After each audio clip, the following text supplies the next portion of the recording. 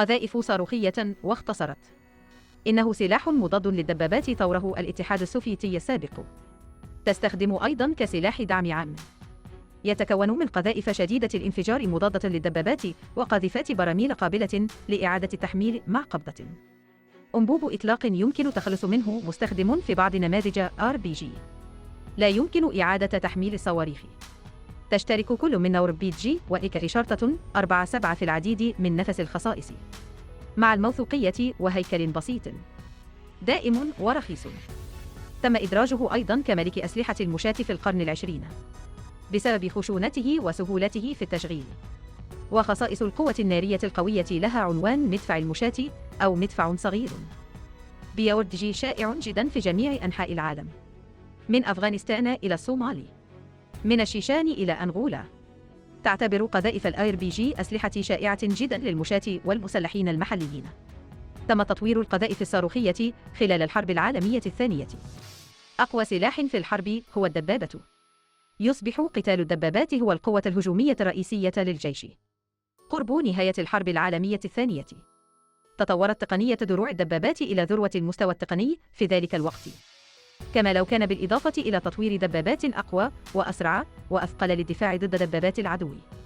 ليس هناك طريقة أفضل. في هذا العالم هناك درع ورمح. أدى التطور السريع لتكنولوجيا الدبابات أيضاً إلى ظهور وتطوير التكنولوجيا المضادة للدبابات. طورت البلدان مجموعة متنوعة من الأسلحة المضادة للدبابات.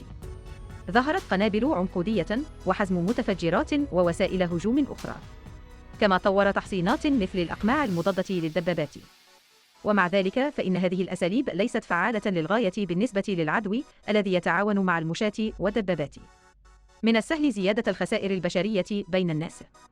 في وقت لاحق ظهر السلاح المضاد للدبابات بازوكا. إنها ليست قادرة فقط على اختراق دروع الدبابة، كما أنه مفيد جدا عند قتال التحصينات المرتجلة ومواقع المدفعية والمدافع الرشاشة. ورخيصة جدا. لدراسة الأسلحة المضادة للدبابات الخاصة بهم، ألمانيا تعيد دفعة من البازوكا المضبوطة إلى البلاد لإجراء البحوث. سرعان ما تم تطوير قاذفة الصواريخ أو RPG 4-3 المضادة للدبابات وفقا لذلك. إنه مثل قاتل دبابة. بغض النظر عن المدى أو القوة أو ما إلى ذلك، فإنه يعمل على استقرار الخصم. الجانب السلبي الوحيد هو أنها ثقيلة للغاية.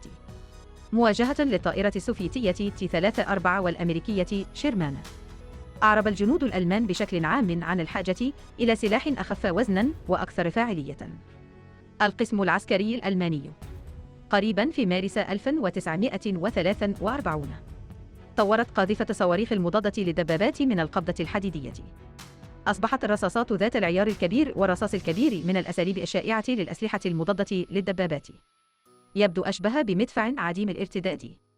شكله الوعرة واضح جداً. العيار الأولي 44 ملم. طول برميل 50 ملم. تستخدم طلقات خارقة للدروع. سرعة كمامة 90 متر في الثانية.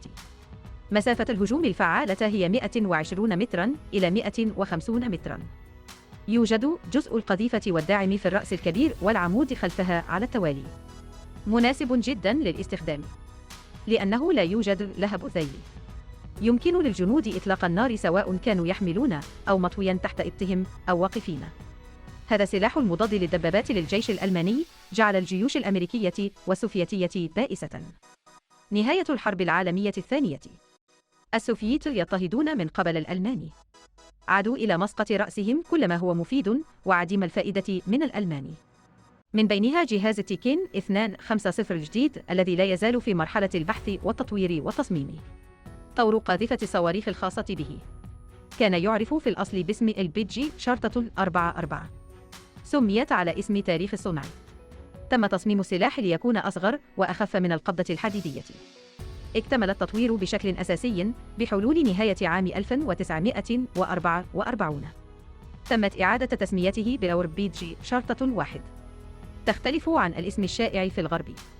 أوربيجي هو في الواقع اختصار روسي لقاذفة القنابل اليدوية المضادة للدبابات، لكن لأن أداء أوربيجي شرطة 1 سيء حقا، لذلك في عام 1947 قام مكتب التصميم التابع لوزارة الزراعة السوفيتية بتطوير قاذفة صواريخ أوربيجي شارطة 2 مع التحديث المستمر للأسلحة والمعدات في الحرب. سرعان ما سقطت أوربيجي شارطة 2 في الخلف. لذلك طورت الصناعة العسكرية السوفيتية أخيرا قاذفة صواريخ أوربيجي شارطة 7 شهيرة جدا. أوربيجي شارطة 7 متين وسهل الاستخدام وغير مكلف، مما يجعلها واحدة من أكثر الأسلحة المضادة للدبابات استخداما اليوم. تستخدم 40 دولة على الأقل في العالم حاليا أوربيجي شارطة 7، وهناك 9 دول مصرح لها بإنتاجها، وهي تحظى بشعبية بين كل من غير النظاميين والمقاتلين. عد أن تم إنتاج أوربيجي شارطة 7 شاركوا في كل صراع تقريبا منذ الستينيات، منذ الاستخدام الرئيسي للذخيرة الخارقة للدروع. لا يتأثر عمق الاختراق للأهداف المدرعة بالمسافة.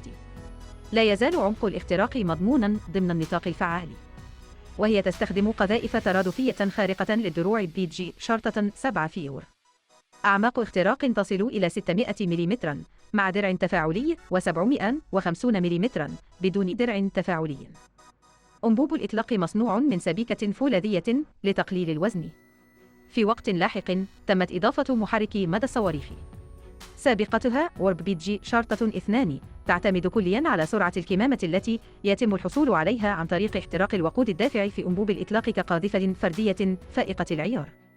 أكبر ميزة لأوربيجي شارطة 7 هي أنه يمكنها استخدام مجموعة متنوعة من الرؤوس الحربية لأغراض مختلفة، من أقدم المقذوفات الخارقة للدروع إلى المقذوفات الترادفية الخارقة للدروع التي يمكن أن تشكل تهديداً معيناً للدروع التفاعلية، بالإضافة إلى مقذوفات التجزئة وقنابل النابلم وحتى القنابل السحابية المصممة لقتل المشاة. يما كان العثور إلى نماذج مناسبة لأوربيجي شارطة 7، من بينها قذائف RPG المجهزة برؤوس حربية شديدة الانفجار خارقة للدروع مناسبة جداً لتدمير المركبات ذات الدروع الضعيفة والحماية المنخفضة. للطائرات بتجهيزات جوية الثمن، مثل المروحيات والطائرات الهجومية التي تحلق على ارتفاع منخفض وما إلى ذلك، يمكن أن تسبب أضراراً أيضاً. في عام 1993 خسر الجيش الأمريكي طائرتي هليكوبتر من طراز بلاك هوك واحدة تلو الأخرى بسبب قذائف RPG في قتال شوارع مقديشو. وبسبب هذه القوة على وجه التحديد حازت على تأييد العديد من القوات المسلحة المحلية. يعرف بأنه سلاح ذو معدل عائد مرتفع جدا. هذا السلاح لا ينتج عنه أي ارتداد تقريبا. القدرة على استخدام قذائف عيار أكبر، كما أن أنبوب الإطلاق لا يحتاج إلى تحمل ضغط التجويف الهائل للمدفعية التقليدية، لذلك يمكن جعله نحيفا وخفيفا جدا. تقليل حمل الجنود الأفراد بشكل كبير، لكن غاز البارود المنبعث من المؤخرة خطير جدا، لذلك هناك خطر أكبر في استخدامه في مكان مغلق. براعة عالية وقابلية للتعديل تجعله ليس مجرد سلاح فردي مضاد للدبابات، ولكن مدفع مشاة داعم بارع ومتعدد الاستخدامات.